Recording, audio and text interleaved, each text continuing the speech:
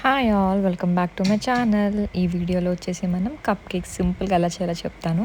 So ఇది Oreo cup cakes అనమాట. So నేను ఒక 10 to 12 ఓరియోస్ తీసుకున్నా, హాఫ్ కప్ మిల్క్ తీసుకున్నా, అట్లాగే ఒక half table spoon baking soda తీసుకున్నా. సో మూడింటిని మంచిగా విస్క్ చేసేసి ఈ ఈ సిలికాన్ కప్ కేక్స్ మౌల్డ్లో వేసేసాను అనమాట.